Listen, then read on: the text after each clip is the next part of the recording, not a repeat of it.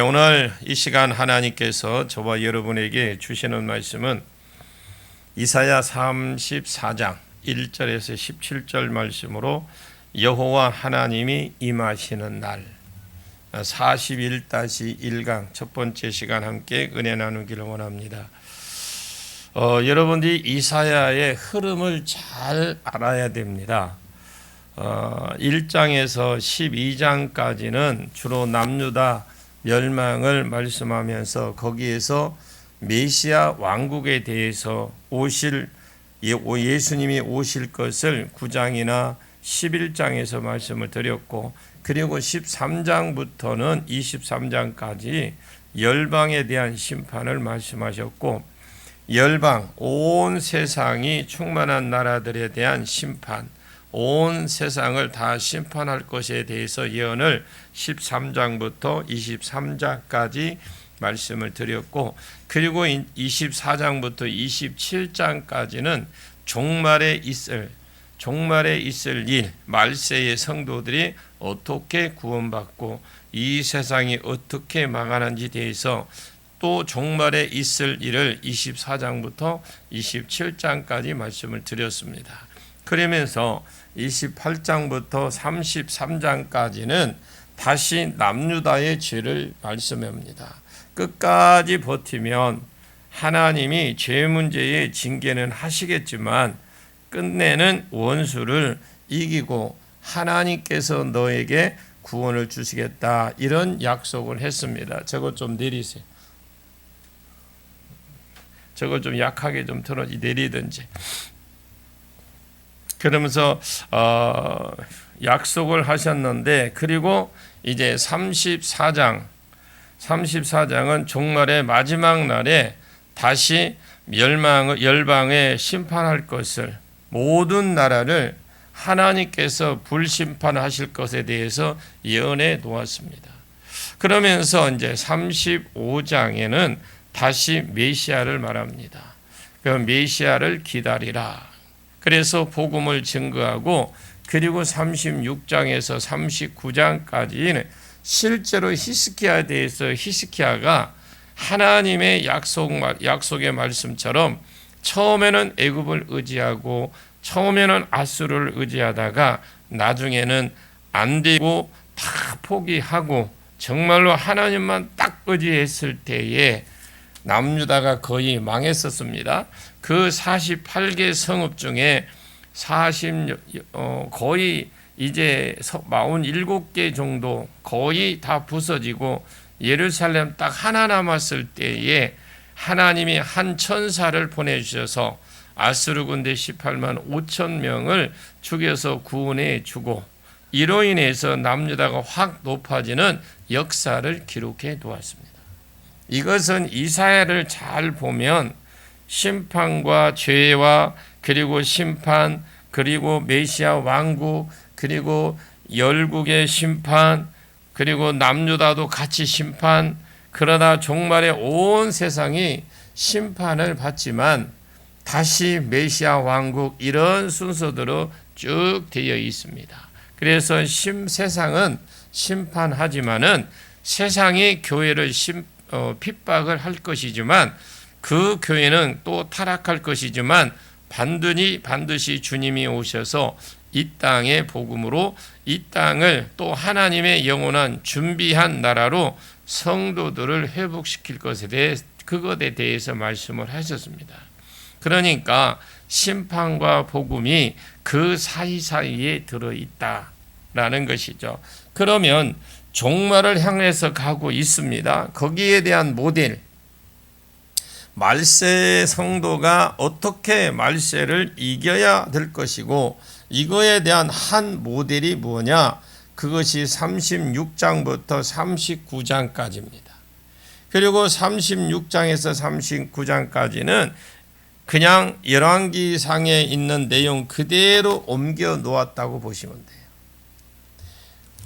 이사야 시대에 아수르가 쳐들어와서 온갖 모욕을 다 했지만 히스기야가 믿음으로 그냥 버티고 이사야에게 기도를 부탁하고, 히스기야 자기도 하나님 앞에 사내림이 그 편지를 펴놓고 기도했더니 예루살렘 딱 하나 딱 남았을 때에 완전히 멸망하고 죽을 줄 알았더니 어느 날 하나님이 마침내 한 천사를 보내서 그 한 천사가 열왕기에는 한 천사로 되었으면 역대기에는 여호와 사자라고 되어 있어요. 하나님이 친히 오셔서 이 예수가 하나님 여호와 사자입니다. 여호와 사자가 친히 오셔서 아수르 군대 18만 5천 명을 죽여버리는, 그리고 남유다를 확 높여 주셨습니다. 이것이 말세의 성도가 하나님의 복음을 전할 때에 이 세상이 핍박을 하고 적그리스도가 핍박을 하겠지만 끝까지 하나님을 의지하고 있을 때에 재림 예수가 오셔서 이 세상을 심판하고 성도를 구원해 주시고 영원롭게 하는 것이 한 모델이 되기 때문에 그대로 적어 놓은 것입니다.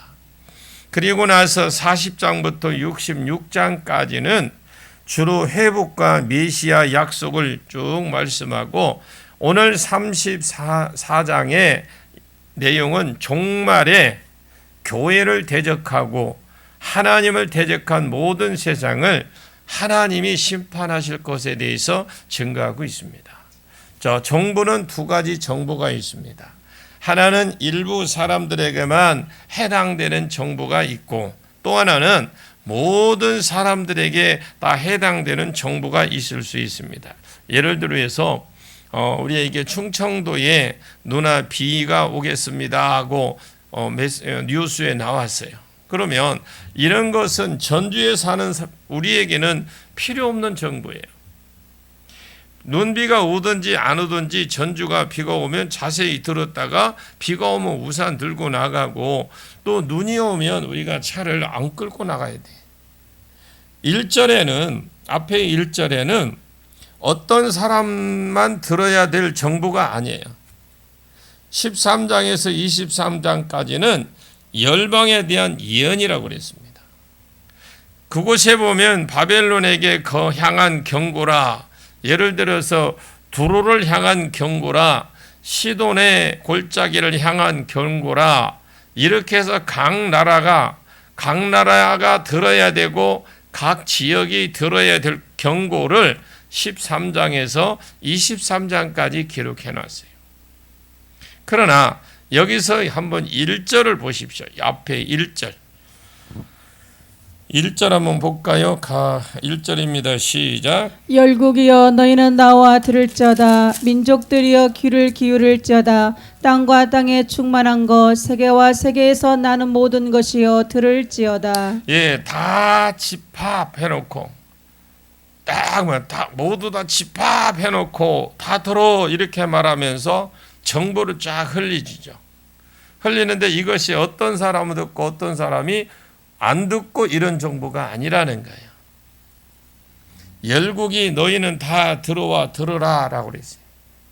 모든 나라가 다 들어야 되고, 그 열국 안에서도 민족이 다 들을 것이 아닙니까? 다 들을 거잖아요. 각 다른 민족들이 전부 귀를 기울여야 되고, 땅과 땅에 충만한 것과 땅뿐만 아니라 온 세계에서 나는 모든 것들, 세계 안에서 모든 것이 나는 것들, 하늘과 하늘에 있는 것, 바다와 바다에 있는 것, 거기에 모든 충만한 것들이 전부 다 들어야 될 정부다 이 말입니다. 이것이 뭔가 온 세상을 향하신 하나님의 메시지가 주어질 것 같습니다. 왜?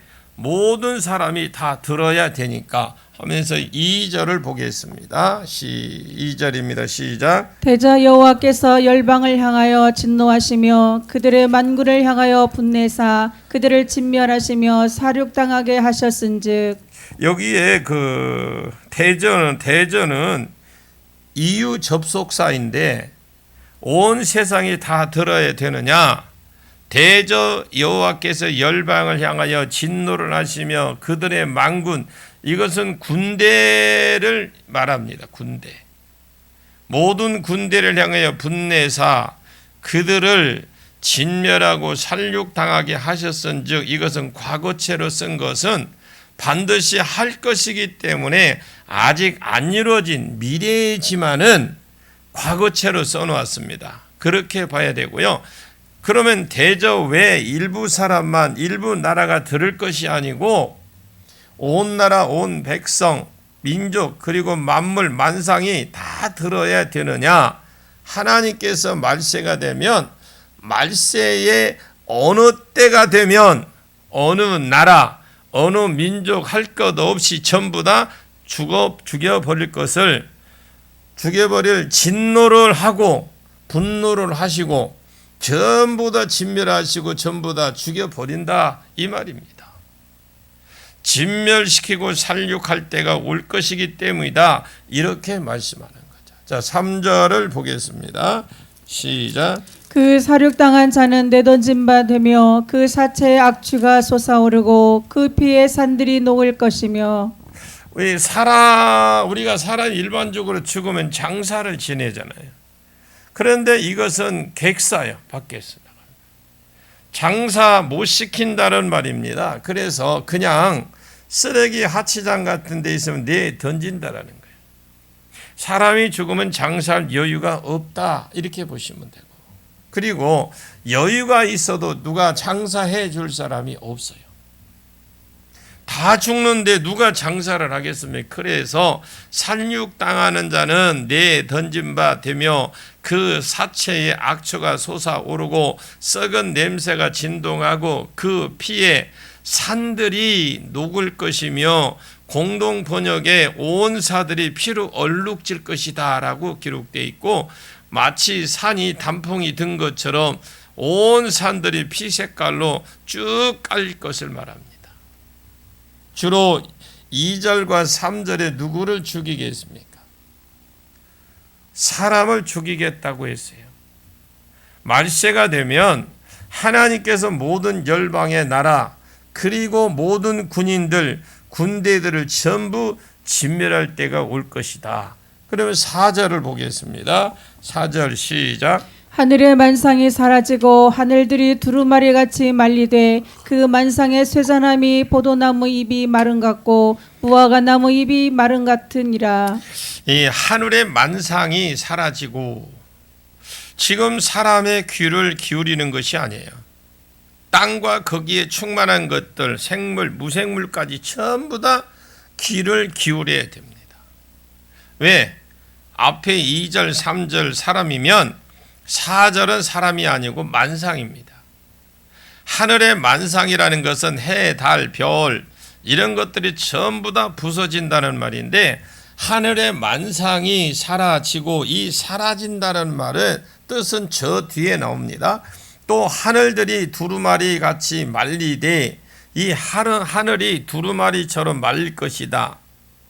하늘이 두루마리 같이 말리되 그 만상이 쇠잔함이 그 만상 앞에 사라진다라고 되어 있어요. 종래에는 사라지겠지만 이것이 쇠잔함부터 일어난다라는 거죠. 여기 쇠잔해진다라는 겁니다. 쇠잔함이 포도나무 잎이 마름 같고 무화과 나무 잎이 마름 같으니라. 여름에 싱싱한 때에 잎이 쫙 펴져 있다가 나중에 가을이나 겨울이 오면 잎이 말라버리죠. 이렇게 말리는 것처럼 해가 쇠잔하고 달이 쇠잔하고 그리고 별들이 쇠잔하고 빛을 잃거나 떨어지거나 이렇게 한다라는 거죠. 그것이 요한계시록 6장에 나옵니다.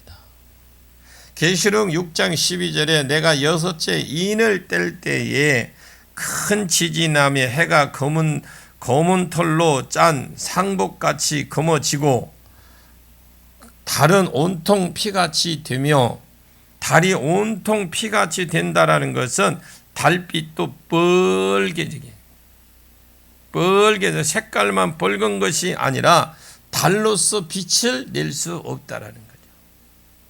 그리고 13절에 하늘의 별들이 무화과나무가 태풍에 흔들리며 설익은 열매가 떨어진 것 같이 땅에 떨어지며 태풍이라고 보시면 되겠죠. 태풍에 흔들려서 설익은 과실. 이런 우리는 배나 사과 이런 과실들이 그 태풍을 막 따려고 지금 얼마 있으면 일주일도 있으면 익어서 따야 될 출하를 시켜야 되는데 태풍이 와서 싹 흔들어서 떨어져 버리면 덜 익은 과실, 그러니까 덜 익은 과실이 이제 풍년을 기대하며 있었는데 막 지금 과일은 익으면서 크잖아요. 그런데 덜 익은 과실이 뚝뚝 떨어지는 것처럼 14절에 보니까 하늘에 두루마리가 말리는 것 같이 떠나가고 각 산과 섬이 제자리로 옮겨진다. 온 자연 대상에 이런 일들이 일어날 것이다. 그게 지금 요한계시록의 6장에 다 나와 있어요. 그래서 천지지변을 어디 한 군데에서 재앙이 조금 일어나는 것 가지고 말하는 것이 아니고 전체적으로 보편적으로 보면 자연 대상에 이런 것들이 있으며 이것을 여섯째 인을 뗄 때에 이렇게 생각하면 됩니다. 여섯째 인을 떼서 떼고 나면 일곱째 인 7년 대환란 시대가 옵니다. 7년 대환란 때 요한계시록 8장과 9장을 읽어보시면 주로 자연재앙입니다. 9장에서 귀신의 영들이 활동하지만 그 요한계시록 8장은 자연재해가 일어납니다. 요한계시록 15장과 16장에 후반기 대환란이 쏟아지지만 후반기 대환란 때 보시면 전쟁도 있습니다만 주로 자연재앙입니다. 그래서 둘 다 천재지변이라고 이렇게 같이 보시면 됩니다. 그 천재지변으로 인하여 세상의 만물이 다 없어지거나 쇠약해지거나 이렇게 된다라는 것입니다. 말세에 어떤 일이 있을 것이냐? 하나님이 열방과 열방에 있는 모든 군인에게 그 군인들에게 이렇게 사람들에게 진노하사 그들을 진노시키고 다 살육해서 시체가 쌓을 곳이 없고 시체 썩은 냄새가 진동할 때가 있을 것이다. 뿐만 아니라 하늘의 만상이 힘을 잃고 하늘이 말리고 사라지도록 하나님이 하실 때가 있을 것이다. 이렇게 말씀을 합니다. 자, 5절 봅니다. 시작. 땅의 임금들과 왕족들과 여호와의 칼이 하늘에서 족하게 마셨은즉 보라 이것이 에돔 위에 내리며 진멸하시기로 한 백성 위에 내려 그를 심판할 것이라. 여호와의 칼이 하늘에서 족하게 하셨은즉 보라 이것이 에돔 위에 내리며 이렇게 되어 있습니다. 이 내용을 좀 읽어보시면 에돔의 심판 같지만 이것은 에돔을 세상의 대표자로 본 것입니다. 예를 들어서 요한계시록 11장에 복음을 전하는 성도가 적그리스도에게 맞아 죽는 내용이 나오는데 그들의 시체가 큰 성 길에 있으니 라고 되어 있거든요. 그 성에 영적으로 하면 소돔이라고도 하고 애굽이라고도 하리니 그들의 주께서 십자가에 못 박히신 곳이라 이렇게 말씀합니다. 그들이 주님께서 십자가에 못 박히신 곳은 이 세상을 말하고 그래요. 자, 이 세상을 그냥 애굽이나 소돔 이런 것으로 비유했습니다. 오늘 여기서는 에돔도 마찬가지예요. 야곱을 하나님께서 여자로 예정하신 것으로 보셨다면 에서는 버린 사람이에요. 말라기 1장 2절에 보시면 2절 이하에 쭉 읽어보시면 내가 야곱을 사랑하였고 에서는 미워하였으며 로마서 9장에 예정론을 말씀하면서 하나님께서 이 야곱과 에서를 가지고 이렇게 말씀을 하시는데 아직 나기도 전에 자기 백성이 아닌 자가 있었고 자기 백성인 자가 있었다. 이미 아이들이 태어나기 전에. 그래서 에돔은 세상을 말합니다.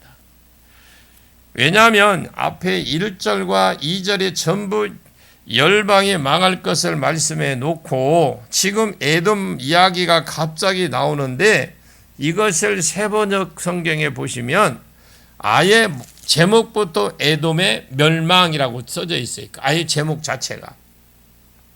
여호와의 칼이 하늘에서 족하게 마셨은즉, 이 말이 그럼 무슨 말이냐?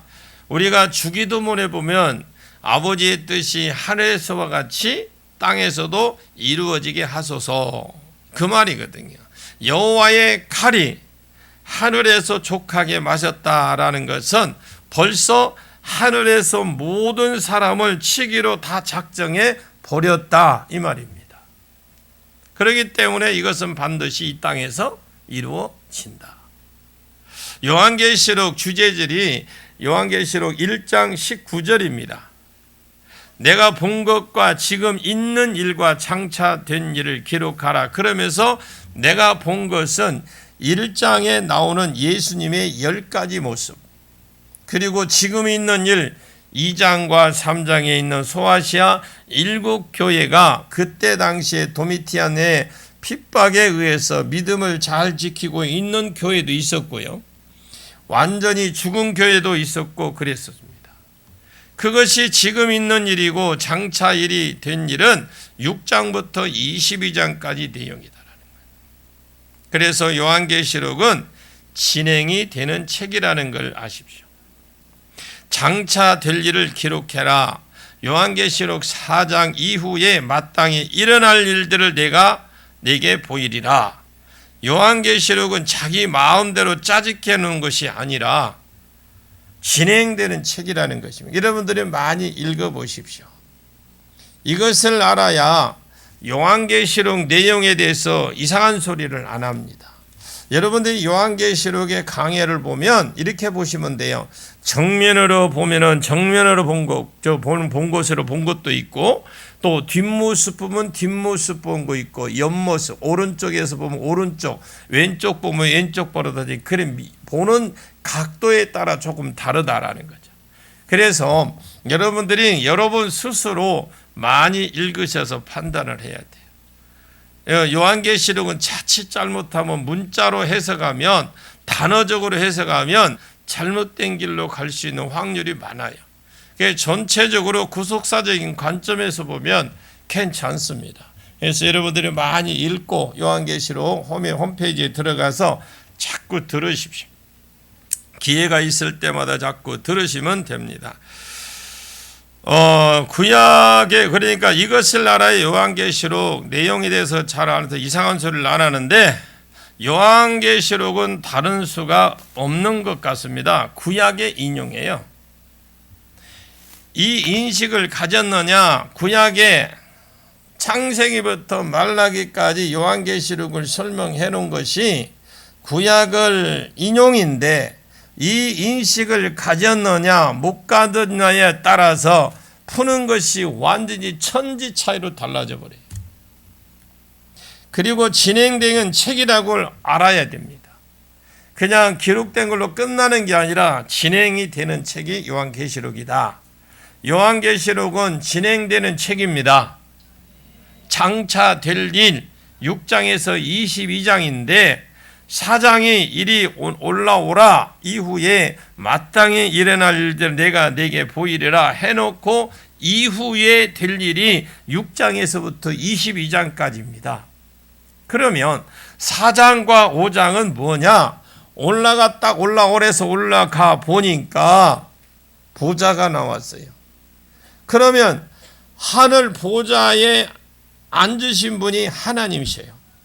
그리고 하나님이 어떤 분인지 뵙고 여러 가지 보석으로 하나님을 소개를 합니다. 보석으로.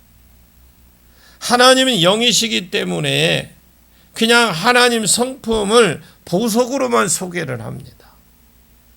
하나님은 성결하신 하나님이다. 이것을 다이아몬드로. 그리고 하나님은 공의의 하나님이다. 이것을 루비 홍보석으로.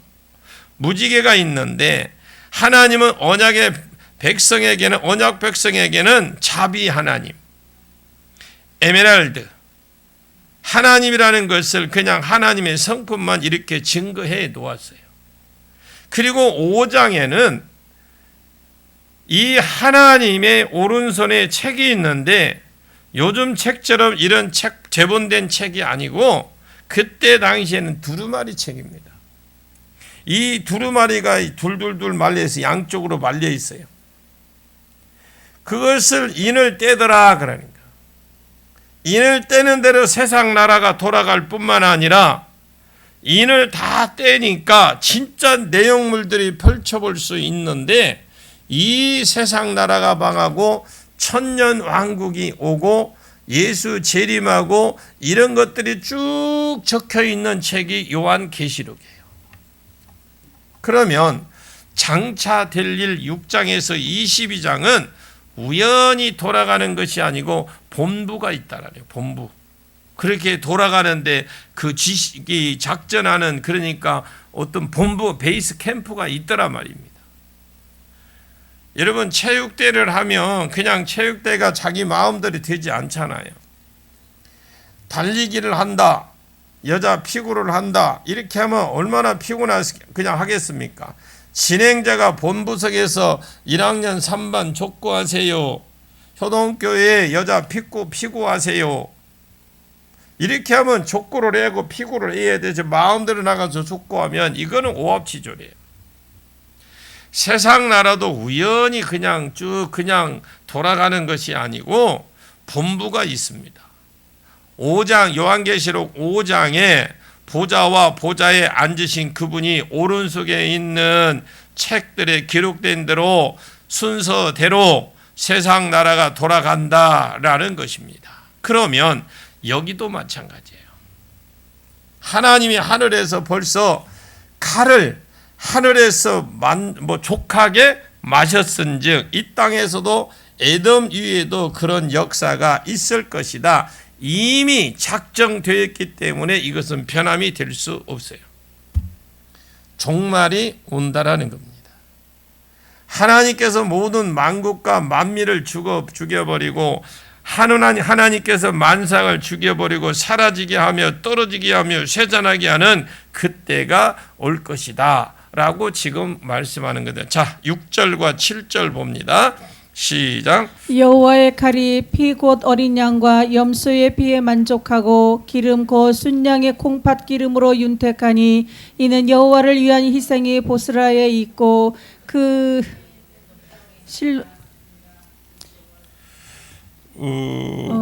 들소와 소강아지와 숫소가 함께 도살장에 내려가니 그들의 땅이 피에 취하며 흙이 기름으로 윤택하리라. 아멘. 6절에 보면 보스라가 나오고 에돔이 나오죠. 6절 한번 보십시오. 보스라가 나오고 에돔이 나옵니다.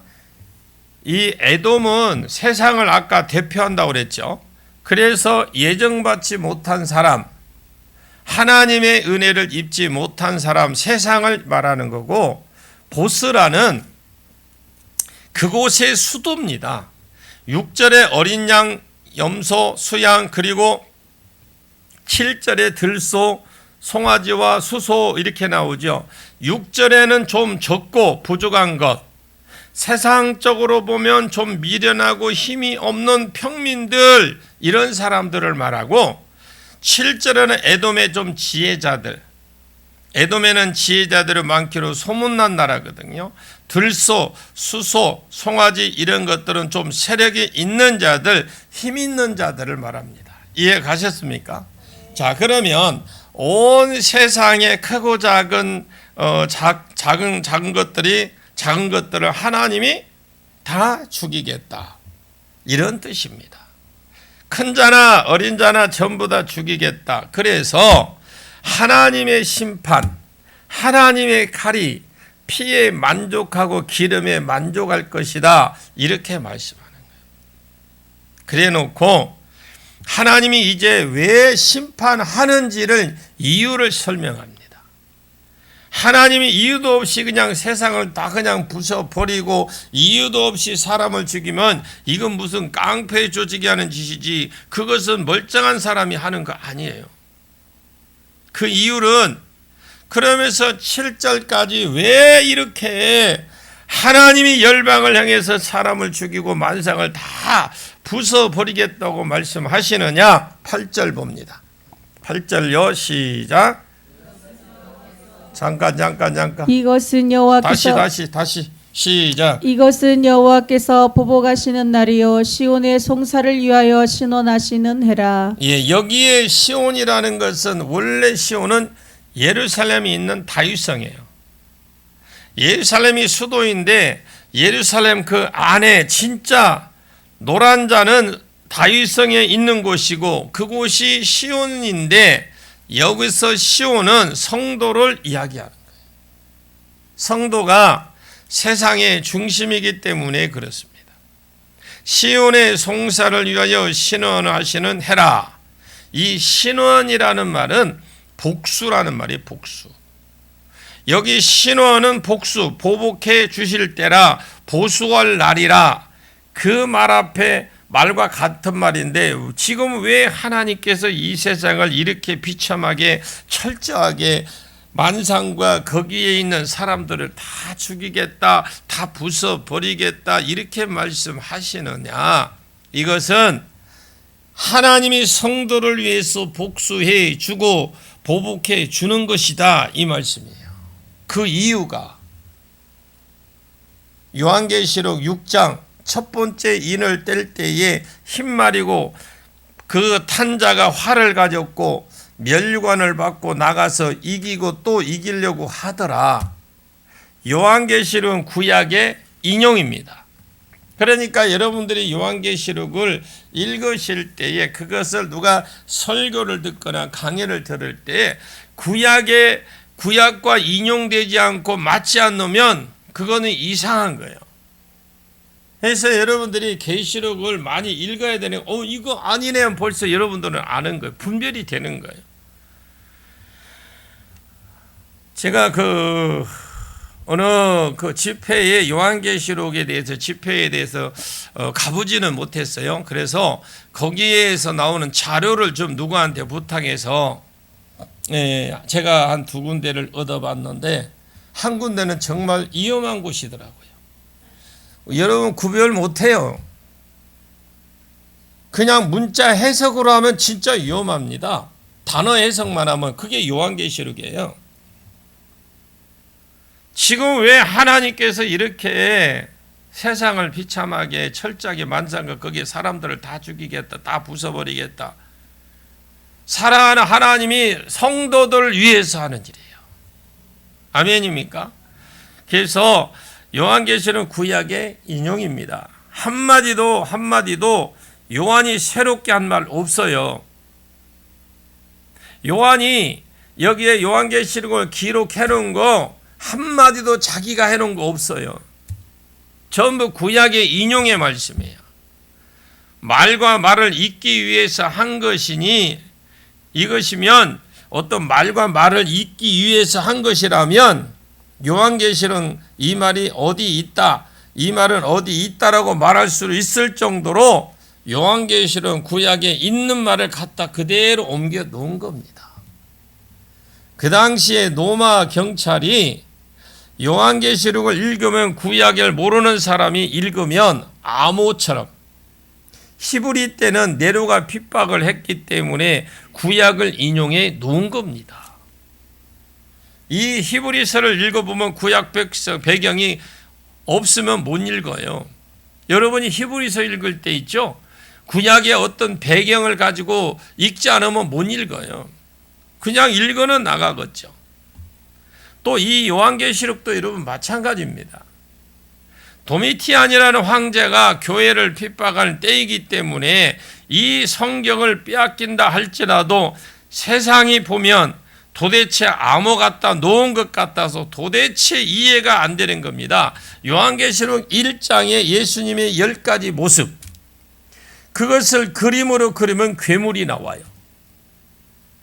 암호로 되어 있기 때문에 10가지 모습을 그대로 그리면 예수님 모습이 괴물로 나온다니까. 그래서 구약을 모르면 이것이 도무지 해석이 안 되도록 그렇게 해놓은 거예요. 근데 이걸 갖다가 문자적으로 단어적으로 해석을 한다. 이거는 위험이 있는 거죠. 구약을 아는 성도들은 딱 읽고 위로를 받도록 딱 되어 있어요. 우리가 딱 읽으면 위로를 받습니까? 못 받습니까? 여러분 계시록 읽으면 위로 받아요? 못 받아요? 머리가 아파, 머리가. 우리가 좀 창피한 말은 구약을 몰라서 그래요. 구약을 무시해서 안 읽어서 그래요. 안 배워서 목회자들이 책임이라고 안 가르쳐서 시편 45편에 솔로몬 등극시에 솔로몬이 살롬이라고 예수의 모형이거든요. 솔로몬의 이름이 뜻이 샬롬, 평강의 왕입니다. 솔로몬이 자기 정욕을 위해서 일천 여자, 이방 여자를 신부로 맞아들였어요. 이것은 예수 그리스도의 모형입니다. 솔로몬은 정욕에 의해서 이렇게 했지만 예수 그리스도는 신부가 된 우리에게 시편 45편 9절과 10절에 요구하는 내용이 나와요. 아버지의 집을 버리고 신랑만 사랑하면 하나님의 사랑을 입을 것이다 라고 가르쳐요. 그런데 예수가 등극할 때 그 활을 가지고 원수의 염통을 뚫는다, 이런 말이 나와요. 그것을 그대로 인용해 놓은 거예요. 흰말 자체가 계시록어에는 승리라는 말이거든요.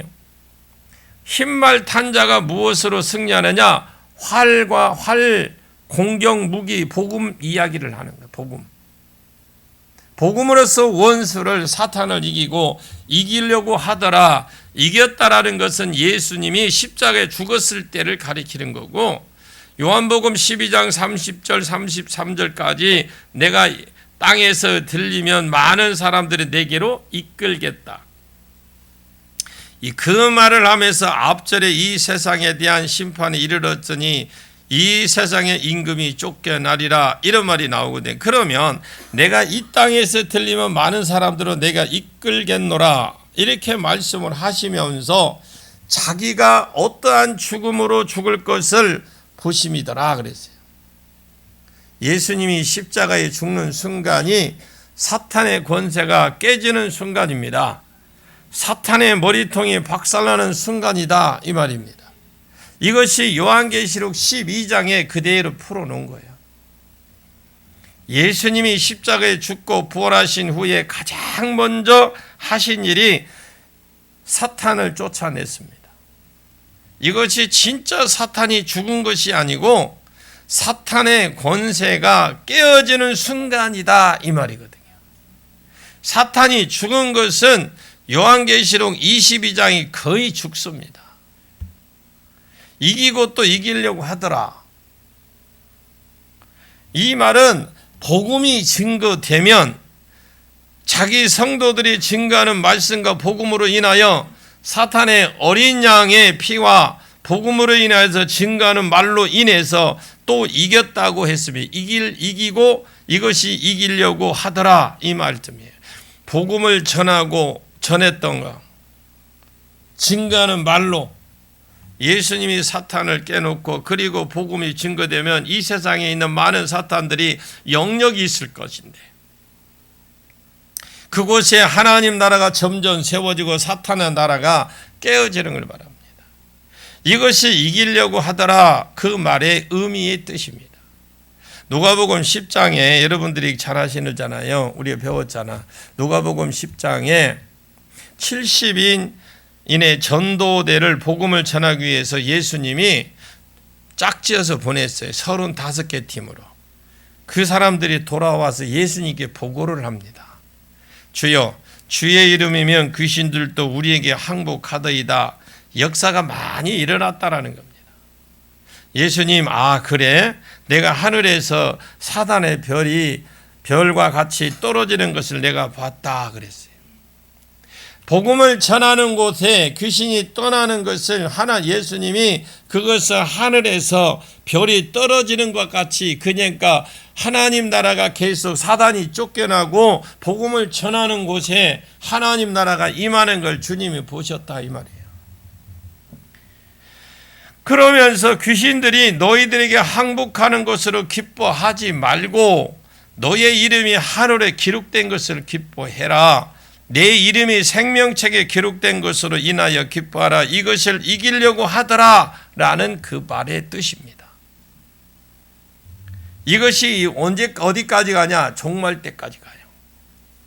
이것이 복음 시대라고 그래요. 그것이 그때 당시에 AD 95년경에 제일 먼저 역사의 시작인데 정착일이니까 그때부터 시작됩니다. 지금은 여러분 복음 시대다 이렇게 말을 하고 있습니다.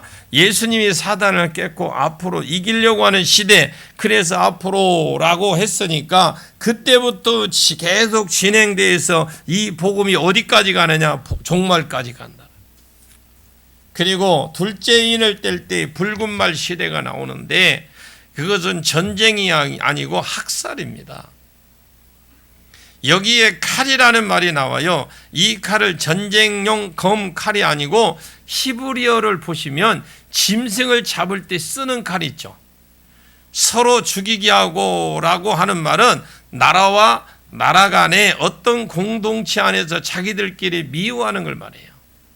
마태복음 10장 34절에 예수님이 내가 세상에 화평을 주러 온 줄로 생각하지 마라. 화평이 아니라 검을 주러 왔다. 그러면서 35절에 사람이 그 아버지와 딸이 어머니와 며느리가 시어머니와 불화하게 함이니, 뒤에 36절 사람의 원수가 자기 집안 식구라, 이런 말이 있습니다.